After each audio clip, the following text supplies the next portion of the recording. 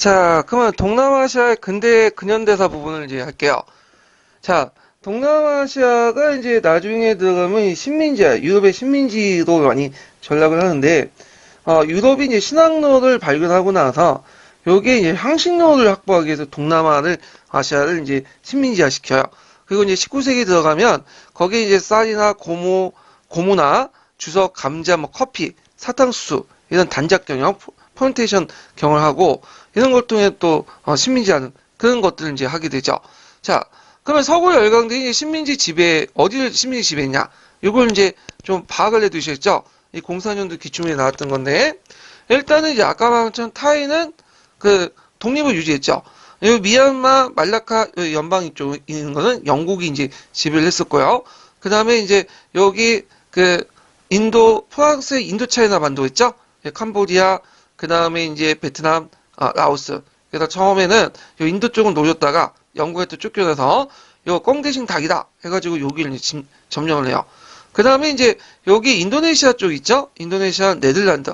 그래서 슈마트라, 자바, 그다음 브루네오 북쪽 이런 것들 이제 있고, 그다음 여기 필리핀이 있어요. 필리핀은 원래는 이제 스페인의 식민지였다가 나중에 어디로 전락하죠? 미국으로 이렇게 전락하죠. 미국으로 넘어가게 되죠. 미국의 지로 넘어가게 되고, 여기는 이제 잘 안 알죠. 여기 동티모로라는 섬이 있어요. 티모로가 이제 서티모로, 동티모로 이렇게 나눠져 있는데, 서티모로는 이제 네덜란드의 지배를 받고 있다가, 나중에 동티모로가 뭐냐면, 네덜란드의 지배받고, 동티모로는, 포르투갈 지배받는데, 그 당시 이제, 그 인도네시아가, 그 뭐냐면, 동티모로를 이제 독립하고 나서 먹죠. 그러다가 1970년대 이렇게 동티모로 독립하자마자, 군대를 동원해서 먹다가, 이게 90년대에 넘어와서 동티모가 또 독립을 해요. 인도네시아부터. 자, 그래서 이제 이런 것들, 누구의 식민지에 이제 지배를 받았나? 이런 것들 파악을 해두시면 돼요. 자, 베트남은 이제 일단은 그 뒤에 동남아시아 민족운동에서 베트남은 따로 살펴보니까 넘어가고, 여기에는 이제 살펴볼 게 인도네시아 부분인데, 자, 인도네시아에서는 이제 수마트라에서 그 농민들 저항이 지속이 됐고, 그 다음 인도네시아 지식인을 중심으로 해가지고, 그 당시에 이제 그 부티 우트몰을 결성하게 돼요. 그래서, 부티 우트몰을 결성하고, 교육을 통해서 민중을 계몽시키는 그런 역할을 했고, 이슬람 동맹을 결성하죠. 지식인과, 그 다음 이슬람교도 상인들을 결성해서, 네덜란드부터 독립과 근대운동을 전개했다. 그래서 외국 자본의 유입과 기독교 포구 반대, 이런 것들을 했고요. 필리핀은 호센 이사라는 사람이 있어. 그래서 이 사람이 필리핀 연맹을 조직해가지고 그 당시 이제 에스파냐인가 필리핀들의 어떤 그 독립권을 요구하게 되고요. 이 호세 이사는 나중에 스페인에 잡혀서 이제 죽게 돼요. 그래서 아게날도가 있는데 아게날도는 이제 에스파냐부터 독립을 선언하고 그다음 카티푸나라는 그 단체를 결성하죠. 그리고 이제 필리핀 공화국을 선포하고 그 당시 이제 미국인데 못하네요. 자, 에스파냐 동료 약속한 미국의 약속 믿고 도와줬다가 미국이 배신을 때리니까 독립을 안 시켜주니까 저항을 하죠. 그래서 항쟁을 한다. 그래서 하여튼 그 과정에서 미서 전쟁에서 승리해서 이제 나중에 미국의 식민지전환 되고 그 다음에 1차 세계대전 때 부분적 자치권을 획득했다가 2차 세계대전 때 일본에 점령당하죠. 그러다가 이제 미국이 회복되고 그 다음에 필리핀이 독립하게 돼요. 그래서 필리핀은 그 스페인의 지배를 받았기 때문에 카톨릭의 영향이 되게 많아요. 그렇지만 이제 또 한편으로는 미국의 또 지배를 받았기 때문에 좀 자유분방한 성격이 있어. 다른 나라보다 좀 자유분방적 성격이 있다. 그래서 자유로운 성문화도 있고 그런데 자 하여튼 그 다음에 이제 타이는 이제 아까쯤에 얘기했죠. 그 다음에 미얀마는 불교단체 중심의 영국과 인도에 저항했다. 그래서 이제 이런 것들을 이제 같이 기억을 해두시면 될 것 같아요. 자, 그럼 베트남 근현대사를 이제 볼게요. 베트남 근현대사. 제가 나올 것 같으면 예전에도 근한운동도 나왔고 하니까 그 당시 이제 베트남 근현대사 부분이 이제 시험이 좀 나올 것 같아. 예. 그래서 이제 베트남 근현대사를 이제 볼게요. 자, 여기에 보면 이제 베트남은 응해 왕조 때 그 프랑스가 충돌했죠. 그게 이유가 뭐냐면 선교사를 박해했기 때문에. 예. 그러니까 프랑스는 선교사들이나 이 카톨릭 인근에서 제국주의 수단을 침략수단을 사용하는데 그 과정에서 이제 그 선교사를 박해하고 기독교를 포교를 금지하니까 등등 해갖고 그런 이유로 해가지고 이제 충돌하게 되고요. 그래서 이제 그 당시 중국의 진초에 기지를 잡고 있던 나폴레옹 3세가 함대를 파견해서 사이공을 점령해요. 그리고 나서 이제 제1차 사이공 조약을 맺게 되죠. 그래서 선교의 자유, 그 다음에 항구의 개항, 배상금 지급, 콘치차이나 해갖고 이제 저쪽 최남부 지역이 있어요. 거기를 하장받고, 그 다음에 통킹을 정리해서 베트남을 보호구 간다. 그래서 이제 그때 베트남에서 이제 서구의 어떤, 충격을 받고 개혁을 추진했지만 보수파의 반대 때문에 제대로 안 됐다.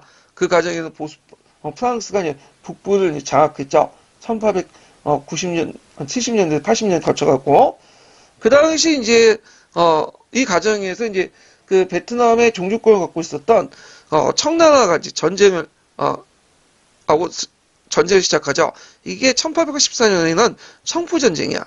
그래서 결국엔 프랑스가 승리했고, 프랑스령 인도차이나 연방이 설립되고요.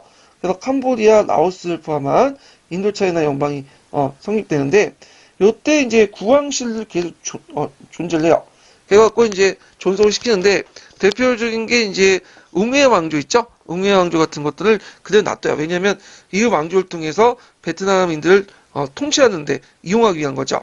자, 그리고 이제 이에 대응해서 프랑스의 지배하에 대응해서 프랑스 민족운동이 일어나죠. 프랑스 민족운동이. 자, 프랑스 민족운동은 크게 이제 한 세 시기로 나눠가지고 이제 볼 수가 있어요. 프랑스 민족운동은. 그래갖고 이제 그걸 한번 이제 좀 정리를 해보면, 일단. 자, 제 나오는 데는 이제 이걸 1세대, 2세대, 3세대 이렇게 정리했어. 1세대 운동은, 양의운동부터 시작하죠. 우리나라도 양의운동 있었지만, 일본도 양의운동 있었고, 이런 것도 있지만, 이 양의운동 워낙에 물리치자는 거야. 그래가지고, 이때 이제, 우리도 의병이 있었죠. 의병이 조직이 돼요. 그래서 양의운동이 있었고, 그 다음에 이제 예전에 기출문제에 나왔던 무슨 운동 있었죠? 이 근한운동. 근한운동이 있었죠. 그래서 이 근한운동은 이제, 뭐냐면, 위로부터의 항쟁이죠. 그래서 유신들이 이제 주체를 해갖고 항쟁을 했다. 이게 1세대야. 근데 2세대는 이제 뭐냐면, 나름대로 서양식 교육을 이제 받았던 사람들이야. 그러면서 등장했는데, 자, 대표적인 사람이 두 명 있죠. 하나가 빤포이초우. 그 다음에 이제 또 하나가 판초우치. 이렇게 있는데, 빤포이초우는 우리식으로 따지면 일종의, 무장투쟁을 하는 사람이고요. 그 다음에 이제, 판초우치는 우리식으로 따지면, 실력 양성운동자야. 그리고 이제 있는데, 그 중에 이제 제일 중요한 사람이 이 빤포이초우예요. 빤포이초우. 그래서 이 빤포이초우는 이제 처음에는, 그 이펀 군주제를 추구했죠. 그러다가 이펀 군주제를 추구하다가 신해혁명 거쳐서 뭘로 전환했냐면 공화국을 이렇게 추진하죠. 그래서 이펀 군주제를 추진할 때 만들었던 단체는 베트남 유신화야. 공화국을 추진할 때 만들었던 단체는 지향회 때 만들었던 단체는 그 다음 베트남 강복회죠. 자, 요게 이제 2세대 이제, 3세대는 이제, 그 민족주의자와 이제 사회주의자들이 이제 등장하죠.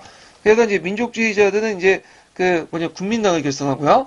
사회주의자들은 이제, 대표적인 사람이 호지민이죠. 호지민. 이 사람이 베트남 청년 혁명 동지의 혈중의 청년을 결성하죠. 이것이 나중에 베트남 공산당으로 발전이 돼요. 그리고 이제 베트민도 조직하고 등등 있는데, 그래서 이제 크게 1세대 양이운동, 근하운동 이렇게 볼 수 있고, 2세대는 빤포이초우나 판체우치니아 했던 운동, 그 다음에 3세대는 이제 사회주의, 민족주의가 주도했던 그런 운동, 이렇게 세 개씩으로 나눠볼 수가 있다. 이렇게 이제 보면 되겠죠. 자, 그러면 이제 내용을 보죠. 요거 제가 한번 또 키울까요? 자, 저도 좀 물 좀 마실게요. 일단 보시고요.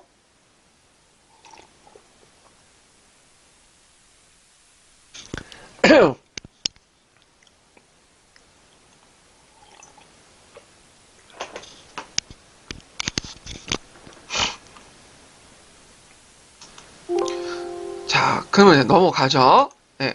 자, 거기 이제 보면 이제 근황운동부터 볼게요. 근황운동은 이제 뭐냐 프랑스인을 몰아내고 베트남 그 황제의 권력 회복을 목적한 거죠. 반프랑스 항쟁인데 그 당시에 양위운동이 있어. 반프랑스 운동. 그래갖고 그 당시 의병 조직하고 막 프랑스 대항하고 그랬거든요. 그래서 이제 여기 이제 그 보면 그 어린 황제였던 그 항응이라는 황제가 있어요. 항응밍. 그 황제의 호소에 응해서 정통적 유교 지식인들 중심으로 반프랑스 운동이 전개되는데 실제로 이 사람이 이제 뭐냐면 했던 건 아니고 그 뒤에 이제 실권자가 한 명 있어요. 예. 그래서 이 사람이 주도를 해가지고 이제 유교 지식인을 똘똘 뭉쳐서 했지만 조직력 부족 그리고 프랑스 해외 정책 때문에 실패했다. 그래서 이거는 위로부터의 이제 뭐냐면 운동이었고 여기다 또 한 가지 더 추가하자면 무기가 열세했다. 예, 무기 저 게릴라전을 했다고 그래요. 무기가 열세했다.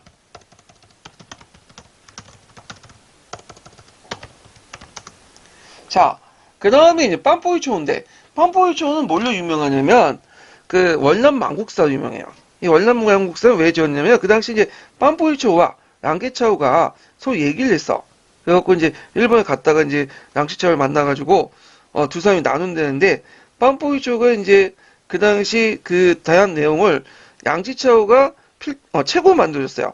그걸 이제 빰뽀이초가 이제 그 월남 망국사로 출판했어. 책을 만들었던 것을 그 만들어줬는데 이걸 이제 출판한 것이 월남 망국사죠. 우리나라에도 큰 영향을 주죠. 많이 익혔고. 자, 하여튼 그 빰뽀이초는 크게 이제 그 시기가 이제 1906년에서 1908년 동유운동과 베트남 강복해 이런 운동들을 했는데 동유운동은 빰뽀이초가 그 당시 베트남 유신회를 조직하고 유신회 입헌군주의를 지향하는 거예요. 청년들 어디에 보내려고 하냐면 일본에 보내려고 했어요. 너일 전쟁의 승리를 보고 일본이 근대 국가다. 그래갖고 이제 일본이 우리를 도와주겠지 하면서 그 당시 일본의 청년들 유학을 보내자. 그래서 이런 기대 아래 이제 했지만 뭐 그렇게 도움을 받지 못했죠. 예, 동유운동 동쪽에 일본에 유학을 보내자. 그런데 이제 신해혁명 이후에 제 생각을 바뀌었어. 그래서 신해혁명 자극을 받아갖고 그 당시 강동에서 성립했던 게 베트남 강복회야.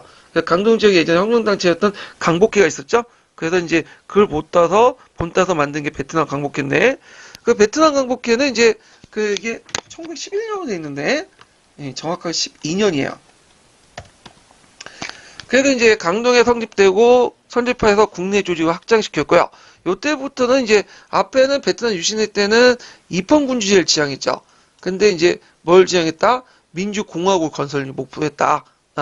그래서 이제 뭐냐면 지향하는 정치체제가 바뀌어지죠.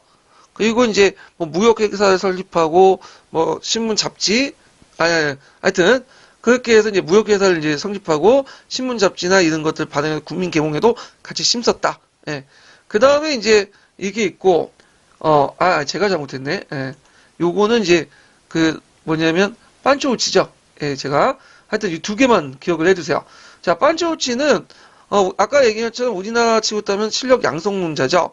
그래서 이 사람은 이제 문맹퇴치 운동과 새로운 사상을 보급하고 그다음 통킹 이숙이라고 해서 유명한 이제 뭐냐면 그 사립학교를 만드는데 통킹 여기 건쳐주시고요. 교육을 통해 근대화를 강조하죠. 예. 그리고 이 사람이 이제 했던 게 뭐냐면 이제 아까 정리하다가 이제 잘못 말한 건데 거기 무역회사를 설립하고 그다음 신식 신문과 잡지를 발행하고요. 발행해서 국민 계몽에 힘썼다. 예, 이렇게 쓰시면 돼요. 예, 이것도 그러니까 빰포이초우 같은 경우에는 그 무역 투쟁, 그 다음에 이에 반해 판초우치는 실력 양성 운동 이렇게 이제 했다. 자, 그러면 베트남 이제 현대사를 볼게요. 자, 요것도 고쳐주시오. 근현대사가 아니라 현대사. 그래서 1차 세계대전 이후에 이제 프랑스가 베트남인들의 그 협력한 조건, 독립을 약속해. 너희들이 뭐냐면, 도와주면 나중에 독립해주겠다. 근데 전쟁이 끝나면 약속을 지키지 않죠. 그러면서 반프랑스 운동이 격화돼요. 반프랑스 운동이. 그래서 이제 그 당시 1920년대 그 베트남도 사회주의가 도입되기 시작하죠. 그래갖고 이제 호지민이 이제 베트남 청년 혁명 동지회를 결성하죠. 그리고 이제 이것이 더 발전돼서 베트남 공산당으로 발전되죠. 예. 그 다음에 이제 민족주의자들은 이제 베트남 국민당을 또 창당을 하고요. 그다음 2차 대전 이후에 이제 2차 대전 터지니까 독일군의 개대 정부였던 프랑스 비시 정부 영향력에 베트남에 들어가죠. 그다음 일본은 독일하고 삼국동맹을 맺었죠. 그래가지고 뭐냐면 태평양 전쟁 이전부터 베트남에 진주를 해요. 그리고 나서 곧바로 뭐냐면 여기를 점령해버리죠. 그래서 일본은 그 베트남을 왜 지배를 거기 장악했냐면 베트남을 통해서 그 당시 주 국민당 정부의 보급물자들이 올라가.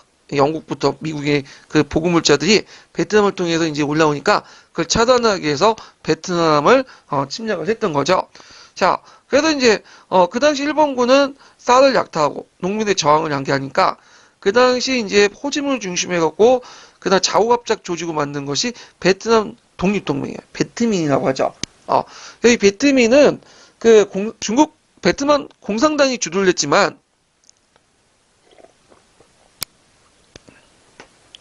민족주의자들 포함시킨 뭐냐면 좌우합작 조직이다. 그러니까 우리식으로 따지면 신간회와 비슷한 조직이에요.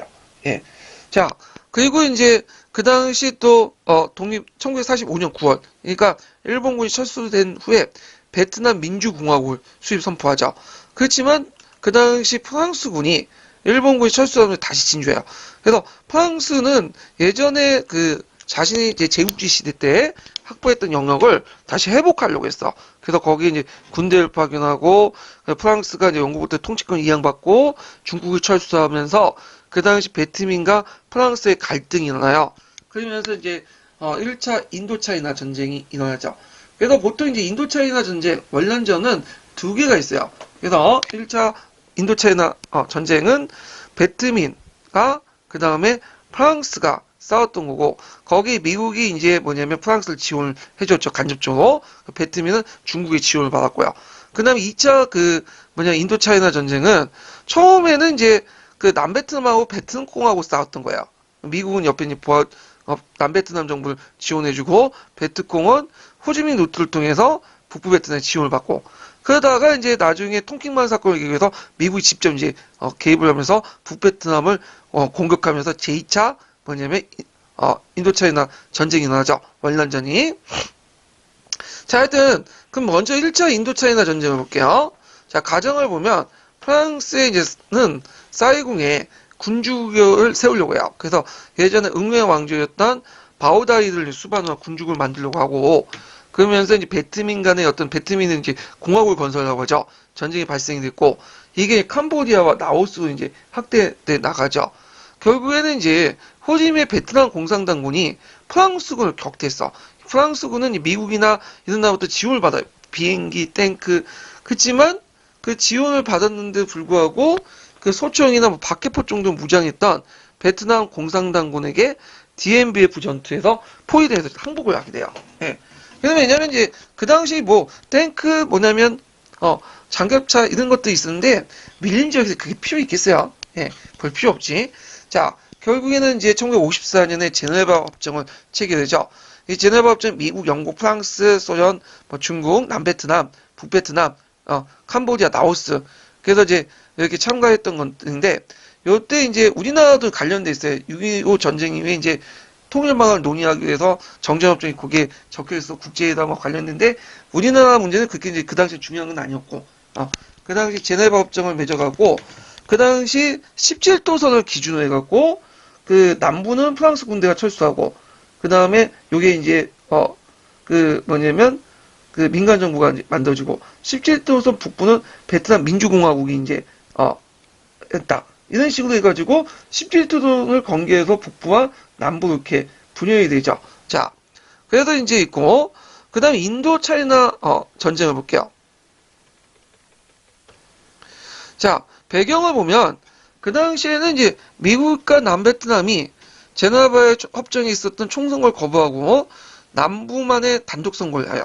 그래서 여기에서 이제 베트남 공화국이 수립되는데 이때 이제 베트남 공화국은 완전 부정부패에 빠졌어. 그래갖고 나중에는 쿠데타가 일어나고 그러다 보니까 이제 군사 정권을 수립하고 종교 불교도 막 탄압하고 그래요. 그래서 얘네들 주로 이제 군부 세력들이 천주교를 믿었거든요. 카톨릭을. 그래서 불교도 탄압하고 민심도 이반됐죠. 예. 그래서 철저하게 어떤 미국에 의존하는 그런 것들이었고요. 그러니까 이제 이에 반해서 이제 남베트남 안에서 그 당시 베트콩이 형성돼요. 그래서 남베트남 해방민족정선인 베트콩이 형성돼서 남베트남 정권과 싸우게 되죠. 그리고 이제 북베트남이 호지민 통로를 통해서 베트콩의 무력 투쟁을 지원해주죠. 여러 가지 물자나 이런 것들을 이제 해주는데, 자, 이 과정을 이제 보면, 이렇게 보면, 지도를 좀 보면,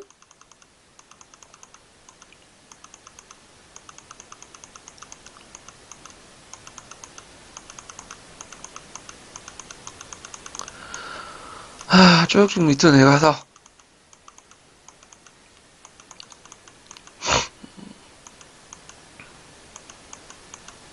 자, 여기 있죠. 여기 보면 이제 여기 북베트남 있고 여기 남베트남 있죠. 17도선을 경계로 해갖고 이제 했는데 그래서 이제 여기 남베트남 일대에 그 베트콩 세력도 있었어요. 그래서 그 당시 이제 북베트남은 이제 호지민 통로를 통해서 라오스나 캄보디아를 거쳐갖고 남베트남에 지원을 해주죠.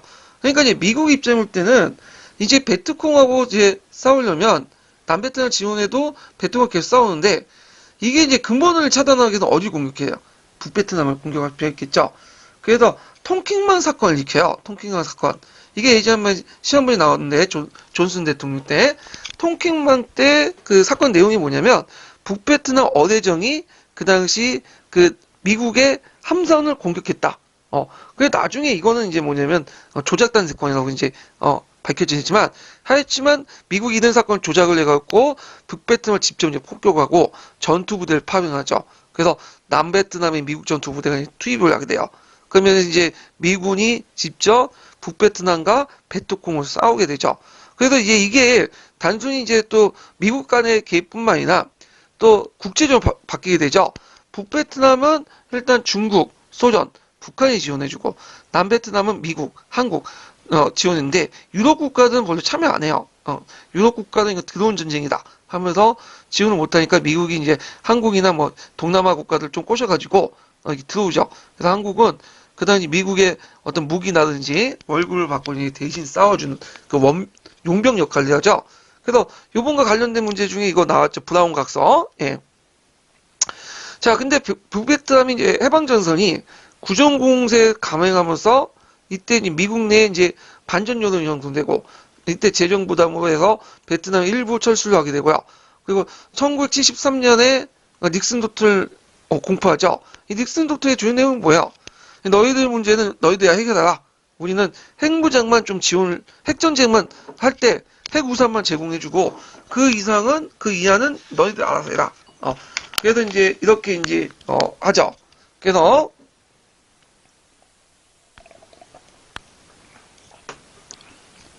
미국이 이제 뭐냐면 발을 빼려고 하고 결국엔 1973년에 파리 평화협정을 체결하고 미군이 완전히 철수해요. 그리고 남베트남이 붕괴되고 북베트남이 통일되죠. 1975년에. 그래서 베트남 사회주의 공화국이 형성되고요. 자, 전쟁하는 과정에서 이제 베트남 전체의 인력과 물자가 손실되고 그 다음에 이제 그 당시 미군들이 고엽제를 많이 뿌렸어. 왜냐하면 베트남은 이제 산림과 해안, 논 등의 이런 것을 거기 다 말려 죽이려고 고엽제 대량으로 퍼부었죠.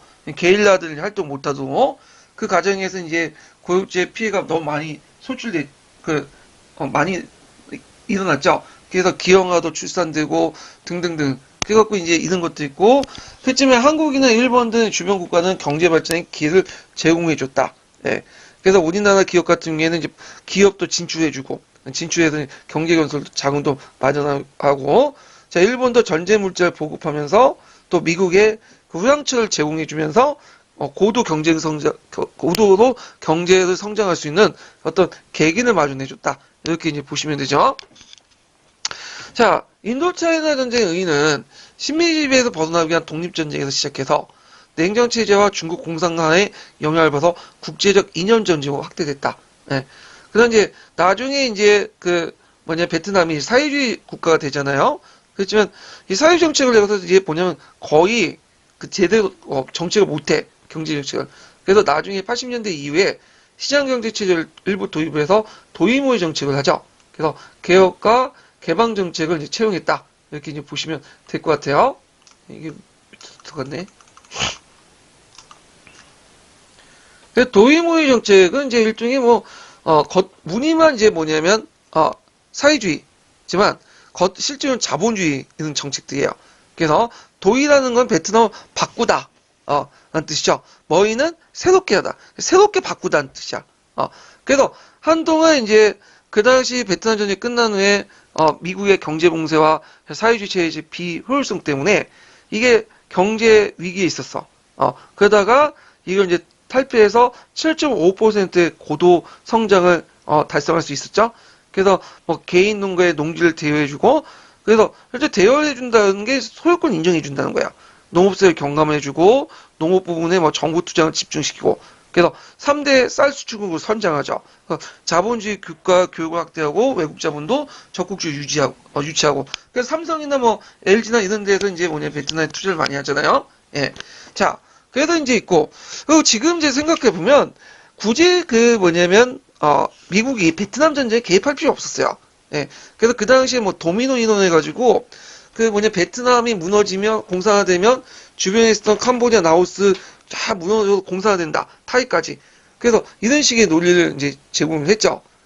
그리고 유럽에도 마찬가지로 터키와 그리스가 무너지면 서유도 무너진다. 그래서 미국이 적극적으로 개입을 했는데, 그때 이제 베트남의 공산당은 호지민 같은 사람들은 사회주의 자유주의 하지만 민족주의자야. 그래서 민족주의의 어떤 수단으로 사회주의를 선택했던 사람이기 때문에 뭐냐면 사회주의를 만들었다고 해서 미국을 거부하고 그런 건 아니에요. 미국이 자본을 유치하고 자격이 유지하면 미국에 붙는 거고, 중국하고 아무리 같은 사회주의 국가도 중국하고 대입할 수 있는 거. 그렇잖아요. 그래서 나중에 이제 베트남하고 또 중국하고 싸우죠. 영토 분쟁 때문에. 지금도 미국하고 베트남 연합해갖고 또 중국의, 남중국의 어떤 신임을 막잖아요. 그러니까 이제 미국이 머리만 잘 굴렸으면 그 당시 뭐냐면 베트남을 친구 만들 수 있었고, 그리고 굳이 전쟁의 원란점을 익혀갖고 피를 흘릴 필요 없었다.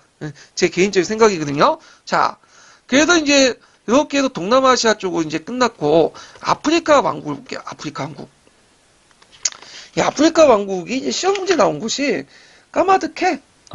그래가지고 이제 그런데, 자, 일단은 아프리카 왕국을 이제 보면 악슈 왕국, 가나 왕국, 말리 왕조, 그 다음에 사라 횡단무역 이렇게 이제 볼 수 있는데, 자, 일단은 지도를 이제 잠깐 볼게요.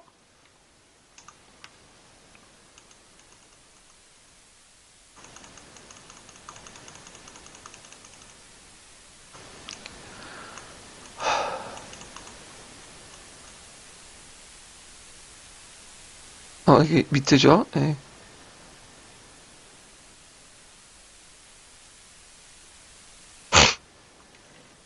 자, 여기 보면 이제 아프리카 고대 왕국이 있는데, 일단은 여기 이집트 왕국이 있어요. 이집트 왕국. 그리고 그 남쪽에 큐슈 왕국, 악수 왕국. 이 악수 왕국이 이제 이디오피아에 세워진 왕국이고 기독교 문화권을 가지고 있어요. 그리고 이제 우리가 예전에 시험 문제에 나오는 이제 가나 왕국이나 말리 왕국 요 부분에 있는 거야. 원래 가나 지역에 있었던 왕족이 아니에요. 사하라 사막 있죠? 네, 사하라 사막 이남 지역에 있었던 왕조가 가나 왕국, 말리 왕국 이런 왕족이죠. 예. 그래서 이제 사하라 횡단무역을 했다. 이렇게 이제 기억을 해두시면 돼요. 자, 그러면 이제 보죠. 자, 이렇게 보고. 자, 여러 왕국들이 있는데, 시험 문제에 나온 것들만 이제 좀 살펴볼게요. 자, 여기 이제 악수왕국이 있는데, 악수왕국은 이제, 4세기부터, 기원전 4세기부터 해서, 여기 6세기로 되어 있는데, 10세기 곤치세요.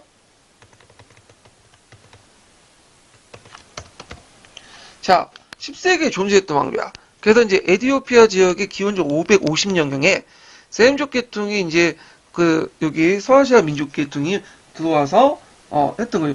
4세기가 아니라 555년이면 6세기 때네요. 6세기 때. 예, 그러니까 기원전 6세기에서 10세기. 예, 좀 곤쳐 주시고 이것도 곤쳐 되겠다. 예. 그래서 이제 서아시아의 농법과 철의 기술을 가지고 홍해를 건너서 이주를 했고요. 그래서 악슌을 도읍으로 왕국을 건설했죠. 그래서 오늘날 그 이디오피아 지역에 있는 아비시니아 공원에 이에 이제 주변의 사막과 소말리아, 아라비아 해역까지 확대했고 아라비아 반도까지 그리고 이집트, 노마, 인도와 경제 교류를 했다. 그래서 상하, 노예, 흑요석을 수출하고 이집트에서 의복, 유리 제품, 그 다음에 인도에서는 철과 면포를 수입했고요. 그 다음에 이제 종교적인 측면 이제 볼 수 있는데 노마 제국 보호 아래 뭘 했다? 기독교를 이제 전파했어요. 기독교를 그래서 기독교 전파돼서 그 당시 이제 이디오피아는 이슬람도 믿지만 기독교도 믿어요. 그래갖고 기독교도 이제 정통 기독교가 아니라 동방교회 일종이었던 코토 왕조였죠. 예. 그래서 이따가 이제 11세기 이후에 노마 몰락과 함께 이제 좀 있다가 한참 후인데 그 11세기 이후에 그 이슬람의 지배를 받았다. 예. 그래서 이제 이렇게 있고요. 그 다음에 이제 가나 왕조를 보죠. 자, 이 가나 왕조는 오늘날 가나에 있었던 지역의 왕조는 아니에요. 그래서 아까 이제 그 지도를 보면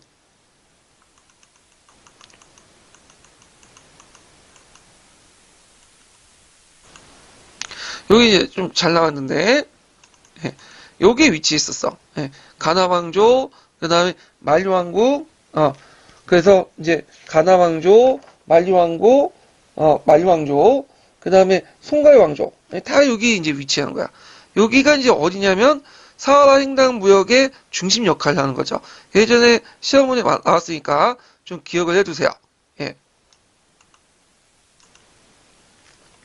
자, 가나 왕조는 가나인들이 철제 무기와 농기구를 앞장세워서 국가를 건설했고요.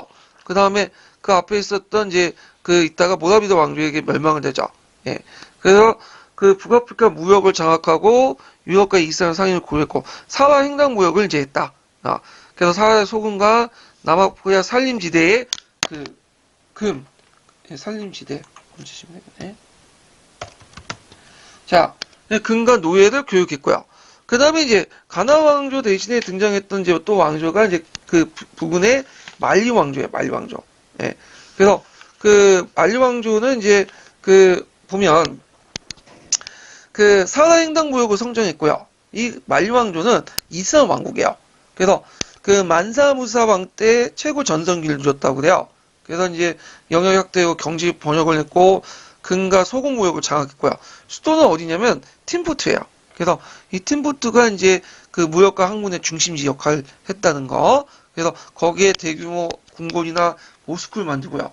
대학을 설립하고 등등 있다가 나중에 이제 한국무역 중심에서 벗어나서 세틀하다가 나중에 송가이 왕조한테 멸망하죠. 송가이 왕조도 그 당시 14세기, 16세기 때 있었던 왕조고 팀푸트를 수도한 이슬람 왕국이에요.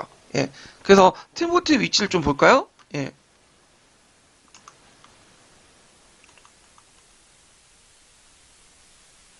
예, 여기가 팀푸트죠. 예, 팀푸트 위치. 예, 지금 말리는 좀 못 사는 국가지만 하여튼 그 당시에는 중심 도시였어요. 팀푸트 모스크. 예, 그래서 이제 있고. 자, 그래서 이제 관련된 내용들을 이제 살펴봤고.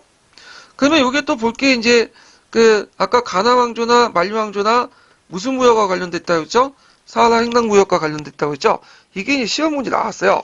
그래서 사하라 횡단무역은 이제 저거 이제 보면 지중해 무역 및 인도야 무역을 연계시키고요.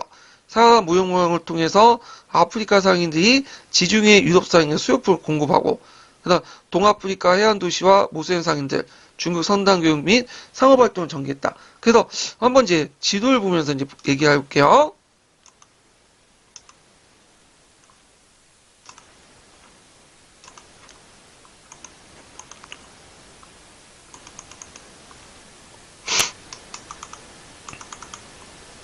자, 여기 지도 보시면 여기 보이시죠? 자, 여기 북부 지역, 예, 북아프리카 지역은 이미 예전부터 지중해 무역권 일부로서 이제 유럽하고 교류하고 있었고, 그 다음에 여기 사하라 사막 남쪽, 요쪽 지역과 요 남부, 여기에서 상하와 노예가 이제 남쪽에 들어오고, 굴이 이렇게 들어오고, 그 다음에 소금, 이런 것들 해갖고, 이렇게 하면서 이제 서로 교역망이 형성되죠. 이렇게. 예. 그래서 이제 요 지역과 요 지역을 서로 연결시켜주는 무역. 그 당시 사라횡단무였고 중간에 발리 왕국이나 가나 왕국 이런 왕국도 있었다. 이렇게 기억을 해두시면 돼요. 그래서 이제 이런 것들 같이 기억을 해두시고 자 그리고 이제 그 점점 이산 세력들이 진출하면서 사라횡단무역을 촉진시켰는데 그 중에 베르베르 상인도 있어요. 무옹이라고 하는데 북아프리카의 지역에 살았던 이슬람 상인도 있어요. 이런 상인들 중심으로 나중에 이제 아프리카 이슬람화가 촉진됐다. 그리고 교역 물자는 남부아프리카의 금과 노예, 아라비아 소금과 청동, 유럽의 옷감, 말, 칼 등이 교주가 됐다. 이렇게 이제 보시면 되겠죠. 자, 그 다음에 남미사를 보자. 예. 요번에 이제 시험 문제 나왔던 것이 에코미한다 제도가 나왔죠. 그래서 이제 그 예전에 IT 한번 나왔고, 그 다음에 사회경제요즘은 스페인 침략, 이런 것들이 나왔고요. 그래서 이제 그 이번에 에코미한다의 명칭과 내용. 자, 그 다음에 이제 보면 이제 아즈테카 문명인데 그 아즈테카 문명은 어디 있냐를 좀 봐야 되는데, 그 이제 유럽인들이 들어오기 전에 여러 문명들이 있었어요.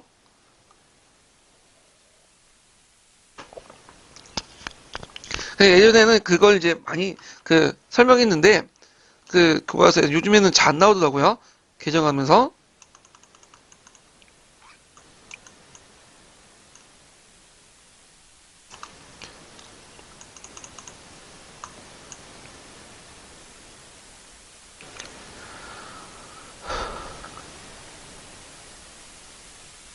자, 아즈텍 문명 여기 있었죠. 예.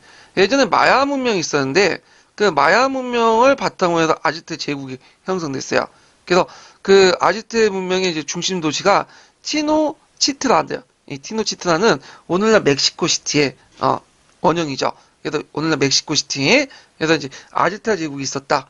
그래서 뭐 인디오 문명까지 뭐 자세히 얘기할 필요 없고 수도 이름만 좀 기억을 해두시고 그림 문자 달력을 사용했고 거대한 신전을 주주했어요.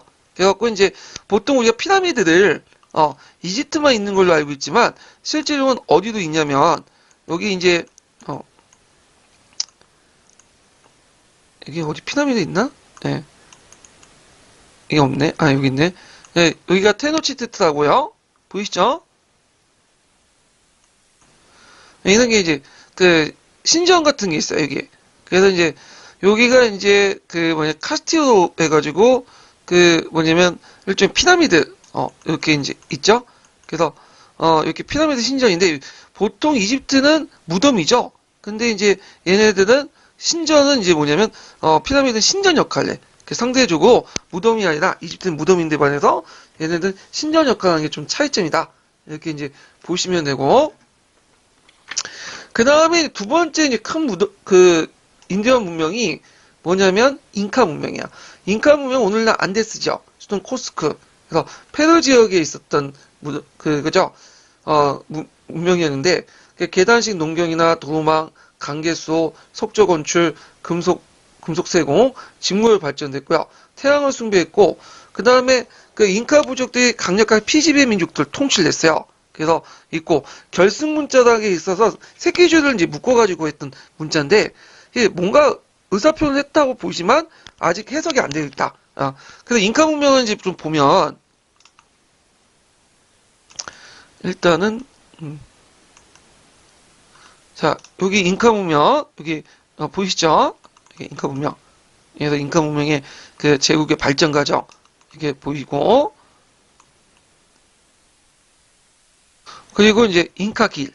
잉카는 제국을 통치하기 위해서 그 당시 이제 뭐냐면 상당히 이제 많은 길들을 만들었죠. 그 다음에 마추픽추라고 이제 유명한 데 있죠. 예. 마사피추, 마추픽추. 그래서 잉카 그 알려지지 않은 뭐냐면 산꼭대기에 있는 도시였는데 나중에 알려지게 되죠. 그래서 이제 석조 건축 같은 것들이 되게 발달했다는 게 이제 있고요. 그 밑에 이제 보면 결승문자가 있어. 결승문자. 예, 그런 것들. 자, 잉카 항제들 이렇게 보이죠. 그래서 이제 유럽인들이 이제 들어오게 되죠. 그래서 그 당시 그 스페인이 들어와서 지배를 하게 되는데 이들을 이제 뭐라고 하냐면 콩키스타투로가 해요. 콩키스타투로. 그래서 정복자. 그래갖고 이들이 이제 뭐냐면 코르테스라는 사람이 아지테를 이제 뭐냐면 멸망시키고 그 다음에 그 피사로가 잉카 문명을 멸망했죠.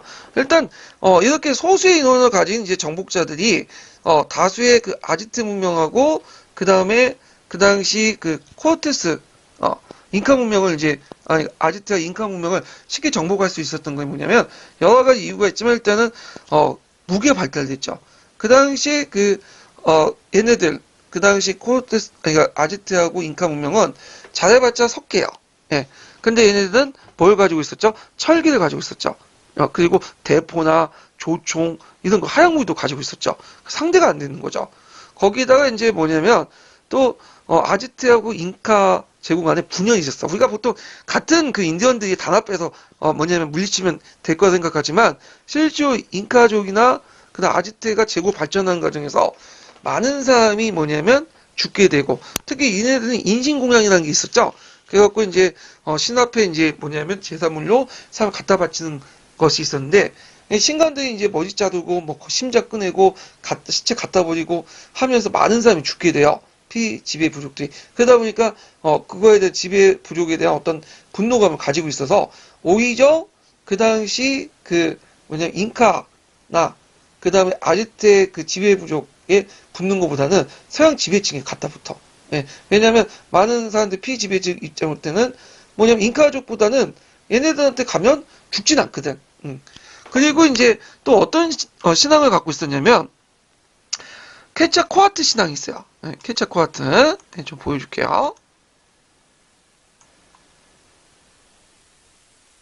네, 그래서 이제 케차코아트라는 이제 신앙을 가지고 있었다.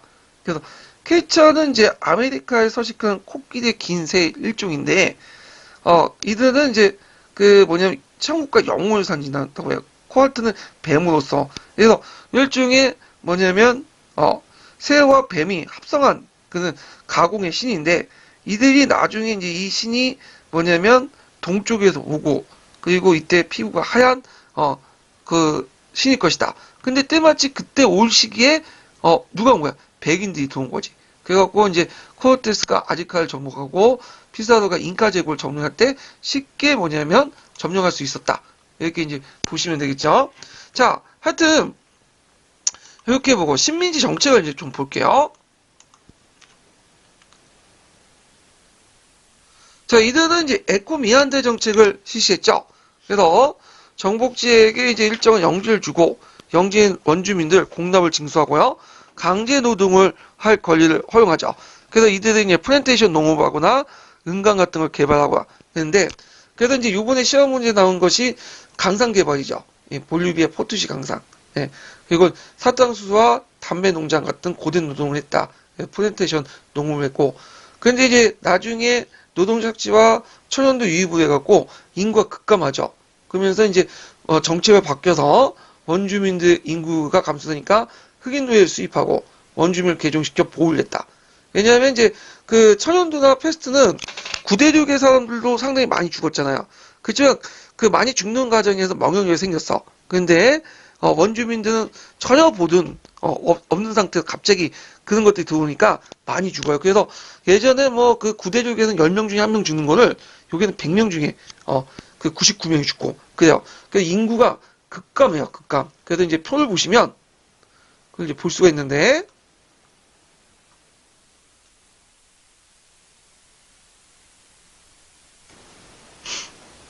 이거 보세요. 자, 멕시코군의 원주민 인구를 보면 처음에 2,500명이었다가 급감하죠. 그래서 인구가 확 줄었다는 걸 이제 볼 수가 있죠. 예. 자, 그리고 이제 그 남미사의 특징을 이제 좀 보면 이 토착 문화의 파괴와 문화가 혼합돼 있었다. 인디언 문화를 파괴하고 그리고 새로운 이제 서양의 문화가 들어오죠. 그래서 서양의 문화와 인디언 문화가 혼합되어 있었고, 그 다음에 이제 이게 상당히 혼혈 문화야. 그래갖고 보통 이제 북미 지역은 그 아메리카는 되게 이제 정착 목적으로 왔기 때문에 가족 단위로 와요. 그러다 보니까 거기 남편들이 이제 뭐 백인 여자들이나 아니 인디언 여자들이나 흑인 여자를 건들지 못해.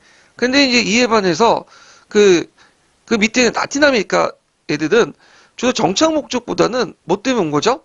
얘네들은 일종의 정복 목적거나 탐험이나 이렇게 돈을 벌려고 와요. 가족은 본국에 있고 나중에는 뭐냐면 얘네들이 오는 거야. 그러다 보니까 이제 자기 성욕을 이제 채우기 위해서 인디언 여자, 흑인 여자 건들다 보니까 그 여러 가지 뭐냐면 혼혈화가 등장하죠. 대표적인 혼혈이 뭐냐면 백인과 토착민의 혼혈인 메스티조. 그 외에도 이제 그 뭐냐면 또 백인하고 그 당시 흑인 간의 뭐냐면 혼혈 이런 것들이 있어서 이들 이제 뭐라고 하냐면 물라토. 그 다음에 이제 그 인디언하고 흑인 간의 삼바. 또 그들끼리 또 혼혈이 있고. 그래서 이제 그 당시에는 상당히 복잡한 문화를 가지고 있었다. 그 다이나 문화가. 근데 이에 반해 북미 지역은 되게 영국 문화, 프랑스 문화, 유럽 문화 그대로 이식되었죠. 그래서 됐다. 그래서 이런 복잡한 사회 구조가 상당히 계층화되었는데 그걸 좀 보면 자 일단은 제일 1단계 제일 높은 그 남미 지역의 상위 계층이 누구냐면 에스파냐이에요. 네. 그래서 본국에서 이제 왔던 사람이죠. 식민지 지배인들을 얘기하는 거고, 그 다음에 이제 중간에 크리올 계층이 있어. 크리올 계층. 얘들은 이제 선조는 에스파냐인이지만 포르투갈인이지만 거기에 태어난 사람이죠. 남미에서. 나름대로 그 거대한 농장을 갖고 있는 사람이죠. 그 다음에 이제 중간에 이제 그 밑에는 메스티죠. 그 다음에 이제 여러 또 뭐냐면 혼혈 민족들이 있죠. 그리고 맨 마지막이 인디언이야. 예. 그래서 이런 계층 구조를 가지고 있고 상위 부자들은 이 에스파냐.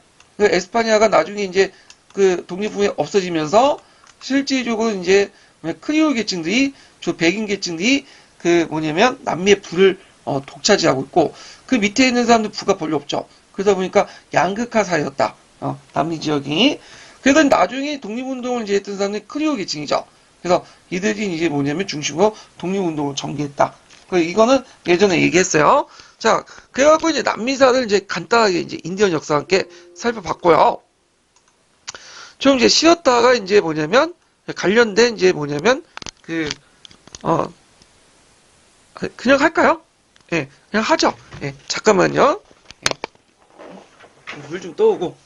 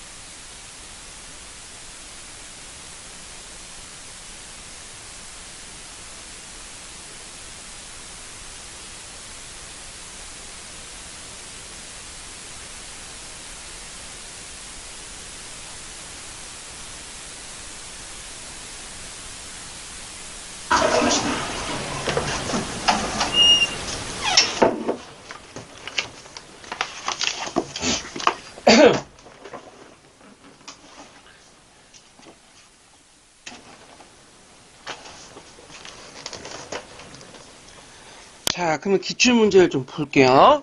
예. 자, 봅시다. 다 끄고, 다 끄고,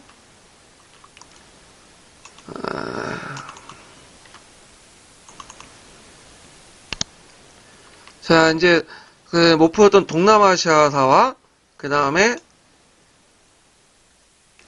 남미사 부분을 이제 좀 할게요.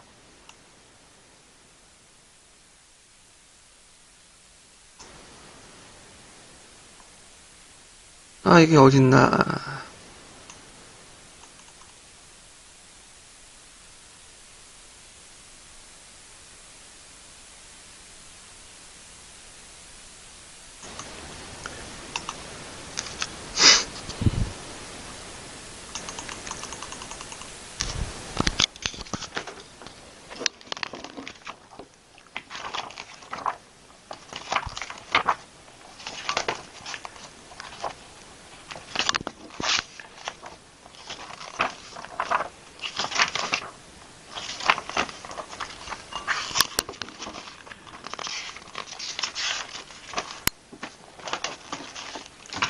자, 그러면 이제, 그, 교재 이제, 어디 보시면 2편을 이제, 보면,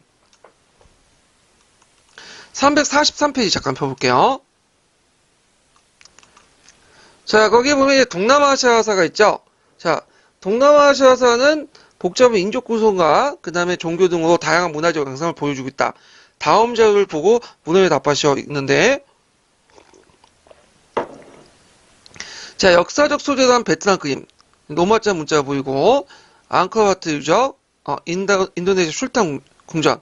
그래서 이게 원래는 그림으로 이렇게 되어 있지만, 그 당시 이제 이게 03년도에는 이제 기출문제 공개가 안 됐기 때문에 그림을 못 찾았어. 예. 자, 일단 1-1 자료 보면 위자료를 보고 근대 이전의 동남아시아 역사 전개에 영향을 끼친 외부부터 문화적 요인을 세 가지 파악한다면 어느 지역부터 어떤 문화가 도입되는지 요인 분류 각각 쓰시오. 자, 일단 첫 번째 가는 뭐죠? 중국부터 유교가 도입됐죠. 근데 이제 요때는 전체 베트남이 아니라 북부 베트남 중심으로 이렇게 했고, 그다음 앙코르와트 같은 경우에는 인도부터 그 불교와 신두교가 도입됐죠. 그래서 앙코르와트 유적지 자체가 그 당시 그 불교하고 그 신두교 유적지야. 그다음 인도네시아는 이제 이슬람 문화.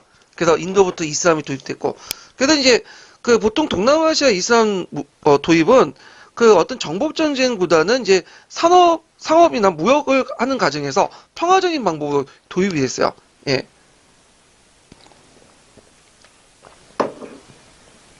그 다음에 이제 가해 보이는 노마자 사용은 동남아시아에서 대한 유럽의 제국주의와의 침략과 밀접한 관련이 있다. 이 문자가 어떤 배경으로 사용되는지 20자인을 쓰시오. 요거는 카톨릭 포교를 하기 위한 거죠. 그래서 그 당시 이제 카톨릭은 일종의 프랑스에서 문화적 제국주의가 갖고 이걸 통해서 이제 제국주의를 전개했죠. 이런 거와 연결시켜서 보시면 되고, 지금 사용하고 있는 것은 요때 이제 그 뭐냐면 만졌던 알파벳을 빌려서 그 베트남을 포기했던 그 방법 그대로 사용하고 있죠. 자, 2번을 문제 볼게요. 자, 동남아시아 역사에 관한 설명 옳지 않은 것은, 자, 베트남 북부 지역은 유교 문화에 영향을 받았죠. 자, 참족이 건설한 베트남 남부 지역 인읍은 불교에 영향을 받았다. 맞고요. 그래서 참족 남부 베트남 쪽이죠. 그 다음에 9세기 카푸차 지역을 통해서 앙코르 왕국은 강력한 불교 국가를 수립했다. 맞죠. 그 다음 8세기 인도네시아 지역은 사이데르 왕국은 소승불교가 편성했다. 이거 아니죠. 대승불교죠. 그래서 이제 인도네시아는 초창기 때 불교를 받아들였는데 이때 불교는 소승불교가 아니라 대승불교고요. 그때 대표적인 이제 대승불교 서원으로서 보로부드 불탑이 있다고 했죠. 자,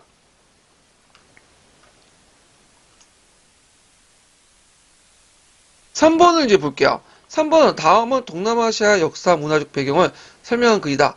자, 기흥, 니은, 디귿의 설명으로 공통적으로 해당하는 모든 것을 빗금으로 겨봐라. 자, 일단은 첫 번째 불교를 믿고 있다. 이 불교 믿음 여기에서 이렇게 해가지고 이렇게 쭉 글 수 있죠. 근데 두 번째는 타일을 제한 대부분 동남아시아 국가는 여기 뭐야 그 프랑스 식민지 지배를 받았다. 네, 두 번째 프랑스 식민 이렇게 글 수 있죠. 그 다음에 제2차 세계 공산화 지역도 있다. 여기죠. 근데 여기에서 인도차이나 반도 쭉 이렇게 그으면 되는데 베트남, 라오스, 캄보디아. 근데 문제는 여기에 그 인도의 영향을 받아 동남아시아 많고 불교민인데 문제는 요 그 북부 베트남은 뭐냐면 그 불교의 영향을 받았긴 했지만 중국의 불교를 와. 인도의 불교가 아니야. 그래서 제 생각에는 이렇게 해가지고 이렇게 긋고 남부 베트남까지 이렇게 그을 것 같아. 제 생각에는. 예.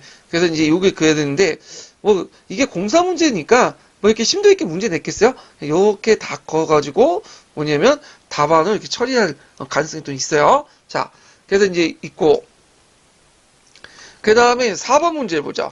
4번 문제는 상당히 어려워요. 예, 이거는 이제 10년도 기출문제 나왔던 건데, 자, 문제를 이제 풀어보면, 일단, 지명을 이제 A를 보죠. A는 뭐죠? 그 당 13세기 때 A는 범하에 뭐가 있어요? 파간 왕조가 있었죠. 그래서 그 당시 쿠비나이카 사저들 뭐냐면 처형을 시켰죠. 그래서 원나라 군대가 파견해서 파간군을 격파하고 칸슈 4세를 살해하고요. 거기에 이제 두 개의 행성을 세우죠. 거기에 이제 제가 기출문제 분석에 정동행성에 되어 있는데 정동상을 좀 지우세요. 제가 이제 고려만 생각하다가 무의식적으로 쓴 것 같은데 중국에 내지성을 만들었다. 이렇게 좀 기억을 해두시면 되고 그 다음에 B2는 이제 어디야? B2는 여기죠. 예, 여기에 이제 전왕조가 있었고 이는 잉읍이라고 해갖고 이제 있었죠. 그래서 이때 이제 전왕조는 이렇게 세 번, 여기는 한 번 이렇게 했죠. 그래서 B를 몇 차례에 걸쳐서 몽골 침입을 물리쳤으며 B가 장기전에 이가 멸망했다. 그러니까 참파가 이제 전왕조도 멸망했다는데 이건 틀려요. 요거는 이거는 언제 멸망했냐? 내왕조가 됐어요. 근데 답은 어떻게 돼 있어요? 3번으로 돼 있죠. 그래서 이게 옳지 않은 것. 그래서 이것도 틀렸어요. 2번도, 3번도 틀렸지만 2번도 틀렸는데 요 구조에 틀려요. 예, 찾아보시면 알 거야. 그래서 요거는 문제가 좀 잘못 만들어진 거야. 그래서 그걸 이제 이해 당사자, 그러니까 시험을 본 사람이 6개월 안에 그걸 이의 제기를 했으면 그건 뭔가 좀 지금 그때 당시에는 답이 공개돼 있으니까 객관식으로 해서 그래서 뭔가 이제 이득을 챙길 수 있었을 것 같은데 뭐냐면 소송을 건 사람이 한 명도 없었어. 그래서 그냥 넘어간 거예요. 자, 그래서 기타나 문제 같은 경우에는 좀 약간 틀린 게 많다. 예, 그래서 이게 좀 보시면 되고 자, 시가 어디에요? 시는 여기 왕조죠. 여기 그다음 수구타이 왕조가 있었죠. 타이에 자, 시는 원의 입조 요구를 거절하고 몽고의 침략을 거태하면서 동남아시아 강자 떨렸다. 이건 아니죠. 어디에요? 저쪽 뭐냐면 전왕조 요거가 관련된 거야. 자, 그다음 D를 방문. D는 그 당시 앙코르와트가 있었어요. 자, 앙코르와트를 방문한 원나라 사절단 주달간이 진나풍톡이라는 상세한 기록을 남겼다. 맞죠? 그래서 진나풍톡인 그 앙코르 왕국을 이제 그 중국 사람이 진나라 불렸고, 그래서 주로 이제 우리나라 뭐와 비슷하냐면 고려 시대 때 서궁했었던 고려 도금하고 좀 비슷해요. 예. 그 다음에 이제 F는 이제 비자야가 몽골을 격퇴하고 새로운 왕국을 만들었다. 그래서 이제 새로운 왕국을 개창한 것이 뭐냐면 그 마자파이 왕조예요. 마자파이 왕조. 예. 그래서 이제 이런 것들 파악을 해주셔야 될 것 같은데 문제가 그렇게 쉬운 문제는 아니에요. 이거 문제 제도 기출 문제 근거를 어디서 찾았냐면 그 대한교 가서 동남아시아 책이 있어요. 예. 거기에서 찾았거든요. 예. 이런 문제는 앞으로 이제 안 나올 것 같아. 제 생각에는. 그래서 13세기 때 원나라 침입하면서 동남아시아 어떤 정치 진영 변화 이런 것들을 이제 봤고요. 5번을 볼게요. 자, 5번은 지도에 표시된 A와 E 국가에 대한 설명이 틀린 것은 자, A와 B는 일단 불교를 C와 D는 이슬람교의 주민을 주로 믿었다. 자, A와 B는 어디야? 여기 버마와 타이죠. 그래서 버마와 타이는 불교. 그 다음에 C와 D는 이슬람의 어떤 주민 맞죠? 말레이시아하고 그 당시 이제 인도네시아는 그다음 ABD는 2차 대전 때 독립했다. 요건 이제 맞는 것 같지만 B가 틀리죠. B 2차 대전 후에 이건 독립한 게 예전부터 독립돼 있었어. 예. 그래서 CD는 말레이시아하고 그 당시 인도네시아는 원유, 고무 이런 것들 수출이 많았고 그 다음에 이제 A, B, C, D, E는 다 아세안 국가죠. 버마는 나중에 가입을 했고요. 예. 그래서 이제 이런 것들 좀 기억을 해두시고 참고로 거기에 이제 타이 같은 경우에는 원래 불교 국가인데 남부 세계주는 또 이슬람 국가예요. 그래가지고 이슬람 지역이죠. 그러다 보니까 이제 예전에 한번 방콕에서 뭐냐면 폭탄 테러가 있었잖아요. 이슬람 세력에 비해서. 그래서 이제 남부 지역은 이슬람 세력범이다. 이렇게 좀 기억을 같이 해주시고요. 자, 6번을 보면 다음 베트남 황제 하웅이가 1885년에 프랑스군의 침략에 저항할 걸 호소하는 조직의 일부다. 자, 이 조직을 계기로 베트남 각지에서 일어난 의병의 투쟁의 주체와 성격을 쓰셔. 자, 일단은 주체는 문신을 포함한 주전파 간인 또는 정통적 유교적 지식인. 성격은 근황 운동적 성격을 갖고 있다. 이런 것들이죠. 그래서 요거 이제 지문 내용들 좀 파악을 해두시고요. 그 사용 내용을. 자, 그 다음에 이제 뒤에 넘어가서 아프리카사를 보죠. 아프리카사. 자, 다음은 아프리카 초기 문명에 대한 설명과 지도다. 빈칸 가왕국의 이름을 쓰고 이 왕국의 위치가 지도에 그 A, B, C 가운데 어디에 위치해 있는지 쓰고 밑줄 진 나의 가나 왕국의 부를 축적하는 무역 방식을 쓰시오. 자, 이렇게 이제 보는데 기원전 7세기 때 고대 이집트를 지배했던 쿠시 왕국에 이어서 그 당시 누가 가왕국에 들어갈 것은 어떤 왕국? 악슈 왕국이죠. 악슈 왕국. 그래서 이 악슈 왕국을 쓰시면 되고요. 예. 그래서 이제 이름 악슈 왕국 한번 써볼까요? 예. 악슈 왕국. 자, 악슈 왕국 어디에 있었어요? 위치에. 악슈 왕국은 그 이디오피아 지역이 있죠. C 이렇게 쓰시면 되고. 자, 그래서 이제 이 악슈 왕국은 로마 제국 보안에 그 기독교를 받아들였지만 크게 발전되었다. 근데 로마 몰락 관계 그 악슈 왕국도 11세기 이후로는 이 지역이 이슬람 지역으로 갔다 이게 띄었으니까 잘못됐네. 예. 그런 것들. 자, 그래서 이제 이렇게 있고 그냥 좀 나중에 고쳐야 되겠네요. 예. 자, 그 다음에 이제 이렇게 있고 가나 왕국이 그 불을 축적하는 방식 뭐라고 했죠? 사하라 횡단 무역이죠. 그래서 사하라의 소군, 남아프리카의 산림지대, 근가 노예 등을 유럽과 이슬람을 교육시키는 사하라 횡단 무역을 통해서 번성했고 가나 왕국 요 지역이 있어요. 여기 가나 말리 왕국 있는데 자 그래갖고 이제 이렇게 해서 이제 한번 아프리카산을 아프리카산이 07년에 딱 한 번 나오고 지금까지 한 번도 안 나왔어. 제 생각 나올 가능성이 없을 것 같아. 여기는요. 그 다음에 이제 예전에 이제 잠깐 지상을 발견했다가 풀었다가 이제 못 푼 것이 있죠. 잠깐만요. 이게 이제 남미사 부분을 볼게요.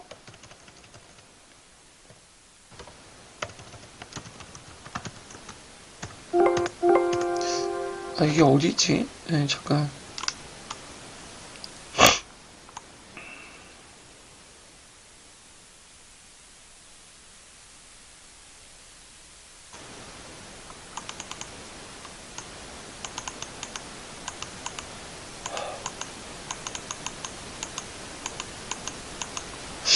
이거 잠깐 위에 있는 것 같은데. 예. 여기 있네요.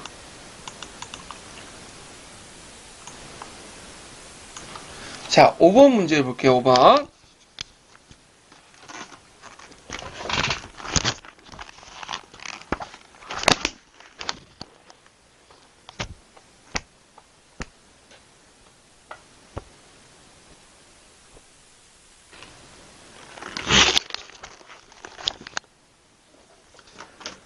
자, 다음은 이제 아메리카 대륙에 관한 곳이라 빈칸 가와 나에 들어갈 말 쓰고 다로 인해서 야기된 문제를 해결해서 전복자들이 당시 치안 정책을 내용을 두 줄이내 쓰시오.